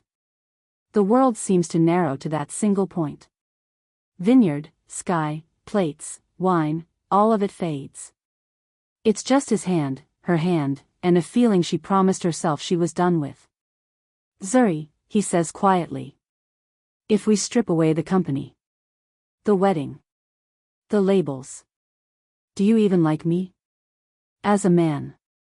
Not as a problem to manage. Her heart slams against her ribs. She opens her mouth. The truth is right there, sitting on her tongue, heavy and sweet and terrifying. Yes, her soul whispers. But before she can speak, a sharp sound cuts through the soft air. Her phone. It vibrates on the table, screen flashing with a name that freezes her blood. Mama, Gana. She stares at it. He follows her gaze, and something like worry crosses his face. Are you going to answer? He asks gently. Her hand pulls away from his. Her fingers close around the phone like it's a lifeline and a weapon at the same time. Her voice breaks. If she answers, everything could change. If she doesn't, everything could change too. She stands up slowly, chair scraping against stone. I have to take this, she says, heart pounding. If I don't, I might regret it for the rest of my life. She presses the green button. Mama, she says, voice shaking. There's silence on the other end. Then a sound. And the first words from her mother's mouth make her knees go weak. What happened next will shake Zuri's heart, her past, and the future she's just starting to imagine with Jaemin. If you felt that ache in your chest with her, don't scroll away. Hit subscribe, like, and share this story so more people can feel seen and love across cultures. Stay with me, because the next part of Zuri's journey will test everything she thought she could handle. The moment Zuri ends the call with her mother, she stands on the terrace staring at the vineyard, her phone heavy in her hand. The conversation wasn't tragic. Just emotional, grounding, reminding her she still had roots somewhere far from this island and this man. It leaves her rattled in a way she can't explain. When she finally turns back, Jae-min is watching her with quiet worry. Not pushing. Not prying. Just waiting. You okay? He asks softly. I'm fine, she lies, brushing her hands down her trousers. Just, family stuff. He nods once. If you want to talk. I don't, she cuts in a little too quickly. I just want to finish the walkthrough. He studies her a second longer, then, gently, changes the subject. Before we go, he says, there's something I've been wanting to ask. Her stomach tightens. With him, questions are never small. What now? He lifts the camera hanging from his neck. Can I photograph you? Zuri blinks. Sorry, what? Not just test shots, he clarifies. Not by accident. Not while pretending it's for the wedding layout. I mean, properly. With intention. Her pulse stutters. Jae-min, I'm not a model. I know, he says. That's why I want to photograph you. She frowns. That makes no sense. It makes perfect sense, he says softly. You're real. And strong. And you carry a whole world on your back and still walk into a room like you're on beat. His words hit her somewhere deep. Too deep. She takes a step back. Why? Why me? He doesn't smile. Doesn't tease. His eyes turn serious in that way that scares her more than his flirting ever did. Because when I look at you, he says, I see a story I don't want to forget. Her breath catches. He raises the camera slightly, not toward her, but in offering. I'll delete everything if you hate it. But let me try. Zuri looks at the vines. The sky. The empty plates on the lunch table. Anything but him. Every part of her says this is a bad idea. That once she lets a man like him see her, really see her, she can't go back to the careful distance she knows how to hide behind. But another part of her. The quiet, tired part. The part that misses dancing. The part that wants to be seen without explaining, defending, or shrinking. That part whispers, say yes. Just once. She exhales shakily. Fine, she murmurs. Just, tell me what to do. A small, relieved smile touches his lips. Just breathe. He leads her into the vineyard path where the light pours soft and golden between the leaves. She stands there awkwardly at first, arms stiff at her sides. You look like you're about to take passport photos, he teases gently. Relax your shoulders. She tries. Fails. He steps closer.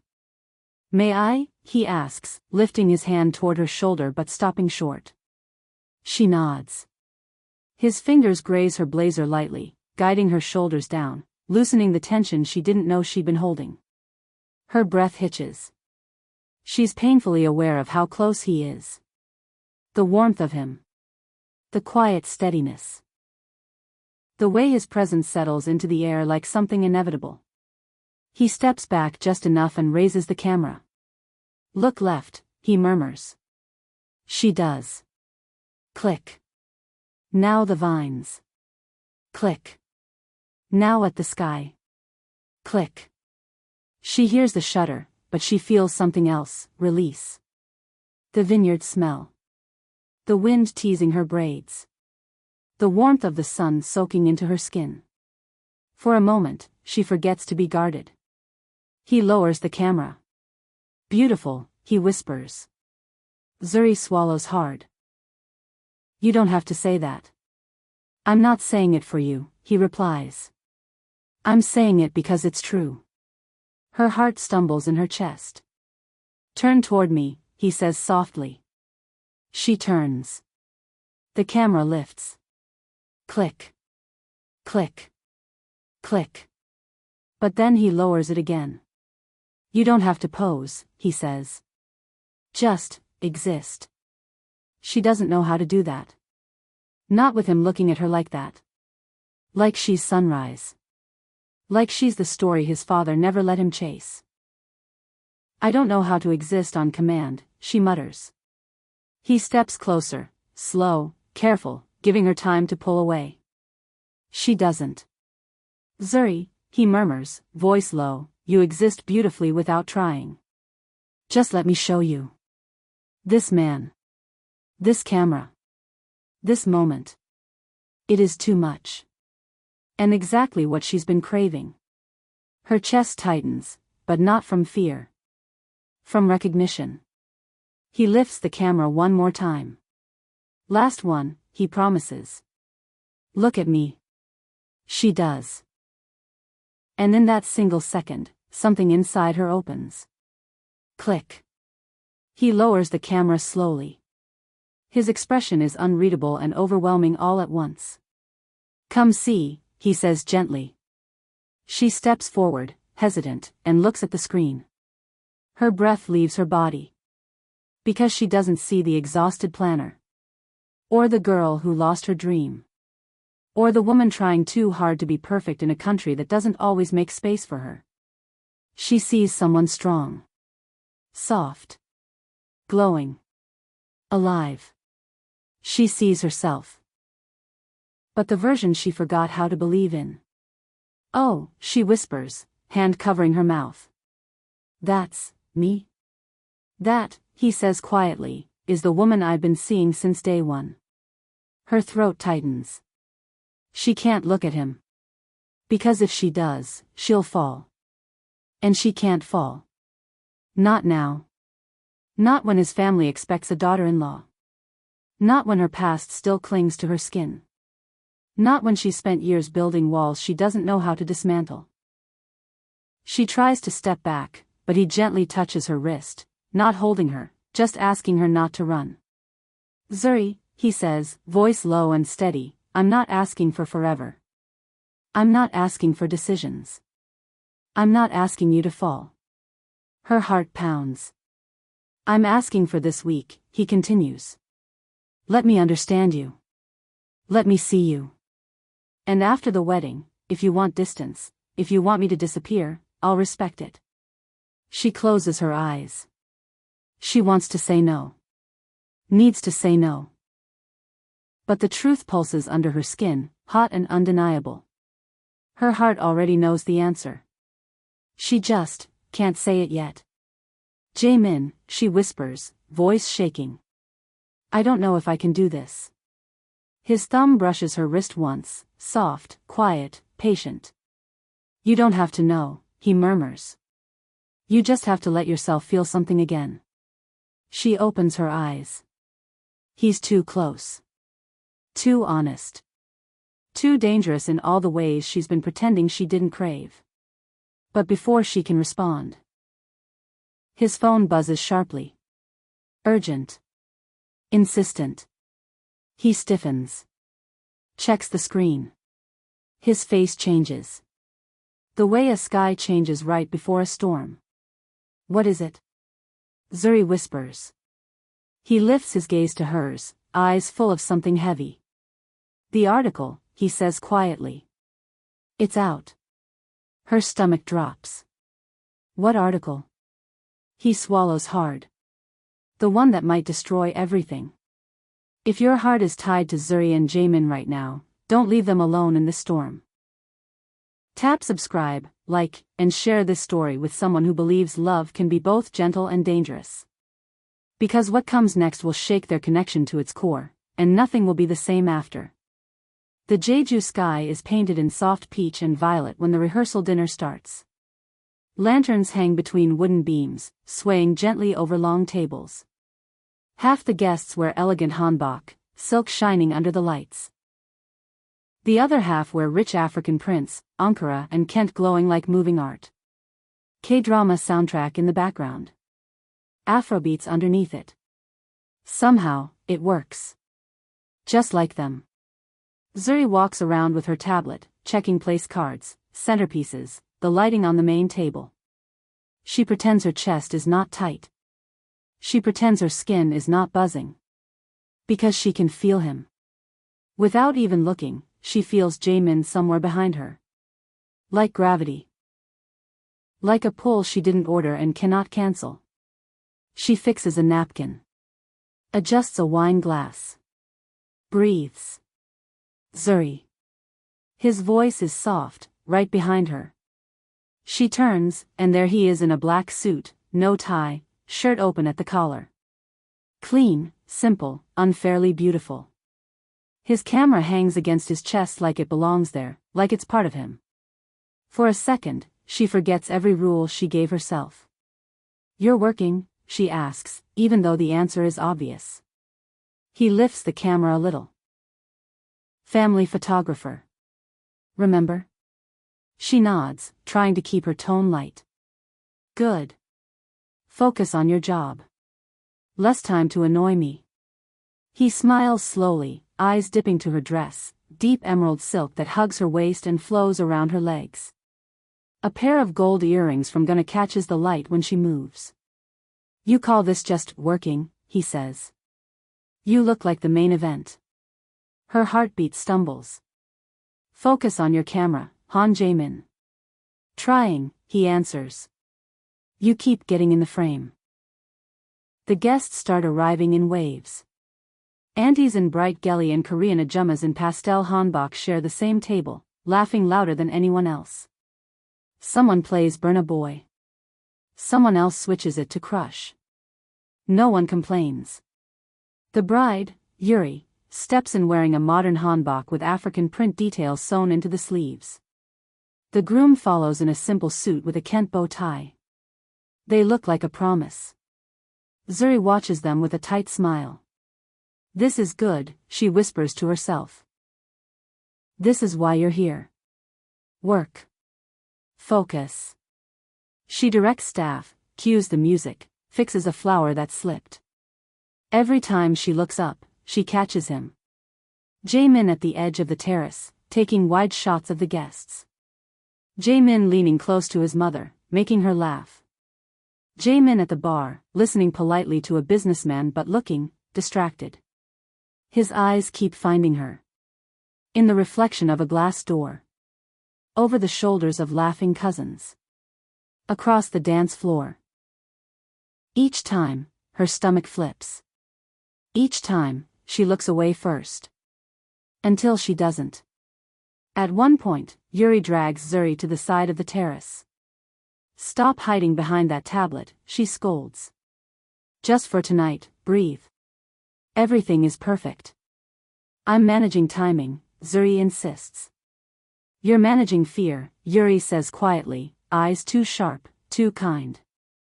"I see how he looks at you, you know." Zuri's throat tightens. "Who?" "Don't insult my intelligence," Yuri says with a small smile. "My brother. He is so subtle with everyone, except when it comes to you." Zuri's gaze flickers over Yuri's shoulder. There he is. Camera down. Eyes on her. Like she is the only thing in the room that's sharp and in focus. "I'm your wedding planner," Zuri murmurs. "This isn't appropriate." Yuri squeezes her hand. "Maybe not. But when has real love ever waited for appropriate?" Zuri laughs weakly, but her eyes are shiny. Real love. She won't even let herself call it that. Not yet. Not when she still hears her mother's voice in her head. Not when she still hears her mother's voice in her head. "Don't lose yourself for anybody. Don't you dare build your life on a maybe." Later in the evening, the lights dim just enough. Someone starts a slow song, soft R&B with a hint of Afrobeats. Couples move to the dance floor. From her corner, Zuri watches Jaemin. He's at the edge, shooting the bride and groom as they sway together. His smile is small but real. His eyes soften. He loves this. Photography. Capturing joy that isn't his, but still matters to him. He lowers the camera for a second, and finds her again. He doesn't look away this time. He walks toward her, steady, like he already decided. Her pulse jumps. "Why aren't you dancing?" he asks. "I'm supervising," she says automatically. "Everything is running smoothly. There's always something." He leans closer, voice dropping. "There's someone," he corrects. "That's the problem." Her breath catches. "Jaemin." "Zuri." He says her name like a question and an answer at the same time. "We can keep pretending this is just work. But you know that's not true anymore." She laughs nervously. "You're the bride's brother. I'm the planner. This is a rehearsal dinner, not a drama." He smiles, but his eyes are serious. "You wanted professional distance. I tried. I really did. But every time I look through my lens, there you are." Her chest aches. He lifts his camera halfway, then lowers it again. "Do you know what scares me most?" he says softly. "Not my family's expectations. Not the company. Not what people will say about us being complicated." The word hangs there: black woman, Korean man, different worlds, different histories. He continues anyway. "What scares me is waking up one day and realizing I let you walk away without even trying." Silence pushes in between them. The music, the laughter, the clinking glasses, they all fade for a moment. It's just them. Her eyes glisten. "You don't even know if I'm worth that risk."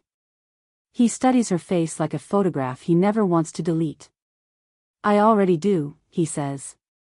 Before she can answer, Yuri's voice rings out. "Okay, everyone. Time for speeches." The spell breaks. People clap and cheer. Someone hands Jaemin his mic. Someone else asks Zuri about the dessert timing. He steps back, giving her one last look. "This isn't over," he says quietly. "Not by a long shot." Then he walks to the front, smiling for the crowd, the perfect older brother, the perfect son. Zuri stands in the shadows, hands shaking, heart wide open and terrified. Because he's right. Whatever this is, it's just beginning. If you've ever stood in a room full of people and still felt like it was just you and one person. If you've ever been scared to want someone because of culture, family, and timing. You know exactly what Zuri is feeling right now. What happened next will test everything they've just started to build: her walls, his loyalty, their fragile, electric connection. If you don't want to miss the moment their worlds finally collide for real, hit subscribe, turn on notifications, and stay with this story. What happens might be the one that breaks your heart, or heals it. The rehearsal dinner winds down. Lanterns flicker low. Guests drift away in soft laughter and warm wine. The air cools, brushing over the vineyard like a sigh. Zuri stands at the far edge of the terrace, hugging her tablet to her chest like a shield. She's smiling on the outside, professional, composed, but inside, something is breaking open. Something she's not prepared for. She feels him before she hears him. Zuri. The way he says her name, soft, hesitant, hopeful, undoes her. She turns. Jaemin is standing there, hands in his pockets, suit jacket unbuttoned. The world behind him, the vines, the lanterns, the soft glow of the winery. Looks blurred, like he's the only thing in focus. For a moment, neither of them speaks. Then, quietly. "Can we talk?" he asks. Her throat tightens, but she nods. They walk through the rows of vines, the earth still warm from the day. When they stop, he turns to her with eyes that look like they've been holding a question for too long. "Zuri, today was difficult." He pauses. "Not because of you. Because of everything around me, my family, the article, the expectations, all of it." She looks away. "I know." He steps closer, slow, careful, as if he's approaching something fragile. "When I'm with you, I remember who I wanted to be before the world decided for me, he says. And I don't want to lose that again. Her chest aches. Jaemin, she whispers. Stop. Please. Don't make me want something I shouldn't want. His jaw clenches. Why shouldn't you want it? Because wanting you feels like choosing the impossible, she says, voice trembling. I worked so hard to build this life. To be taken seriously. To survive here without losing myself. I can't risk all of that for someone who might belong to a world that was never made for someone like me. Her voice breaks on the last words. He exhales like she just punched the air out of him. Then he steps even closer. Not touching her. Just close enough that she can feel his heartbeat in the air between them. Zuri, look at me. She does, even though it hurts. His eyes shine, the kind of shine that comes from truth and fear and love all tangled together. Maybe I do come from a world that never had space for you, he says, voice shaking. But I do. I have space for you. And I don't want to pretend anymore. Her breath catches. Her vision blurs. He lifts a hand, pauses, giving her time to move away. She doesn't. His fingers touch her cheek with a softness that steals her breath. You're not just part of my week, he whispers. You're part of my change. Her tears fall before she can stop them. Don't say that, she murmurs. Don't make me stay. He shakes his head. I'm not asking you to stay, he says. I'm asking you to choose. For once, to choose something because it makes you feel alive, not because it's safe. A sob breaks free from her chest. She spent years being strong. Silent. Careful. And here, under the lanterns in a vineyard she doesn't belong to, with a man she never expected, she feels more seen than she ever has. She steps into him, just enough that her forehead meets his chest. Not a kiss. Not a promise. Just truth. He lets out a shaky breath and wraps his arms around her, pulling her in like he's afraid she'll vanish with the wind. They stand there in the dark. Two people. Two histories.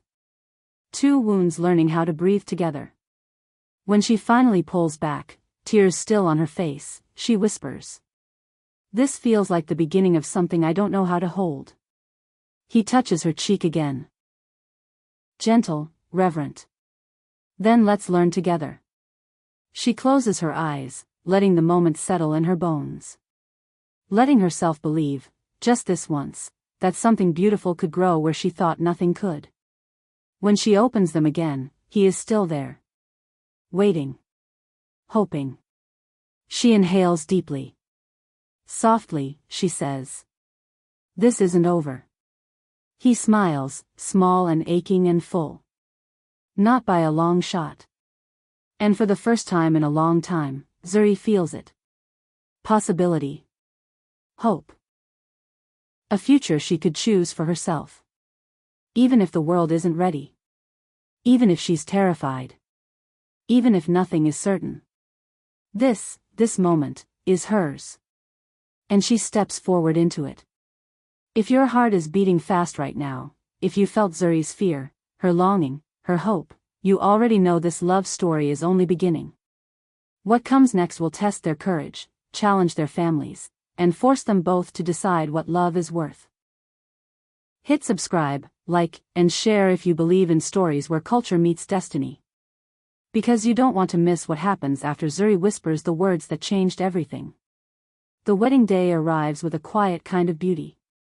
Soft sunlight settles over the vineyard. Guests take their seats. Afrobeats mixes with classical Korean strings. Ghanaian colors blend with soft hanbok pastels. It looks like two worlds finally remembering they can exist side by side. Zuri stands near the back, making sure everything runs smoothly. She's calm. Focused. Present. Nothing in her posture shows the storm she survived this week. And yet, she feels different. More whole. More herself. The bride walks down the aisle, glowing. The groom cries. Everyone cheers. The ceremony lifts and lands like a perfect note. When it ends, the photographer, Jae-min, steps forward to gather the families for photos. He does his job beautifully. Professionally. Warmly. But something has shifted. He no longer steals glances at her. He doesn't hover. Doesn't tease. He gives her space. For the first time all week, she watches him. The way he fixes the bride's veil. The way he laughs with the children. The way his smile softens when his mother kisses his cheek. The way he seems lighter. As if some invisible weight he carried alone is no longer crushing him. And she realizes. He kept his word. He didn't push. He didn't chase. He simply showed up. When the final group photo is taken, when the crowd starts drifting toward the reception hall, he turns and sees her watching him. Their eyes meet. Not electric. Not burning. Just warm. He walks toward her, not rushed, not hesitant. Just steady. When he reaches her, he stops a full step away, respecting the boundary she never had to ask for. "Congratulations," she says softly. "You handled everything beautifully." "So did you," he replies. "Your work, it was flawless, Zuri." For the first time, she doesn't downplay the compliment. She just nods, accepting it. He looks around at the vineyard, the place marked by his father's legacy, their memories, their mistakes, their almost moments. "You know," he says quietly, "this week changed me." She exhales slowly. "It changed me too." He studies her face gently. "I meant what I said. If this is the end for us, I'll respect that. You owe me nothing." Her heart clenches, because she knows he means it. He isn't asking her to stay. Isn't asking her to try. Isn't holding her hostage with emotion. He's simply letting her choose. And for once, she isn't choosing out of fear. She breathes in the salt air, the music, the laughter from the reception hall. Then she looks at him, really looks. At the man who saw her strength and her softness. At the man who held space for her past instead of trying to fix it. At the man who didn't try to own her, only to understand her. And softly, she says, "I don't know what happens next. I don't know if our worlds fit. I don't know if we'll work." His expression doesn't change. He waits. Patient. Present. She steps a little closer. "But I know this," she whispers. "I don't want this week to be something we leave behind." He exhales, it's almost a laugh, almost a prayer. "So you're saying," he starts. "I'm saying," she interrupts gently, "walk with me. Not ahead of me. Not behind me. Just, with me. And let's see where it goes." For the first time since she met him, he looks genuinely surprised. Then genuinely relieved. Then genuinely happy. He reaches out, not to pull her, not to claim her, but to offer his hand. She looks at it. Then takes it. Not with fear. Not with reluctance. But with quiet, steady hope. They walk back toward the reception together. Not lovers. Not strangers. Not promises. Just two people choosing each other in the small, fragile space where possibility begins. In a world that told them they were too different, too complicated, too impossible. They decide to try anyway. Not forever. Not someday. Just today. And sometimes. That is enough to start an entire life. This ending is not explosive. Not dramatic. Not painful. It's human. Soft. True. A real ending that honors Zuri's independence, her growth, her boundaries. And honors Jaemin's healing, his vulnerability, and his choice to be better than the world he comes from. Two hearts. Two cultures. Two futures. Choosing each other with intention, not desperation.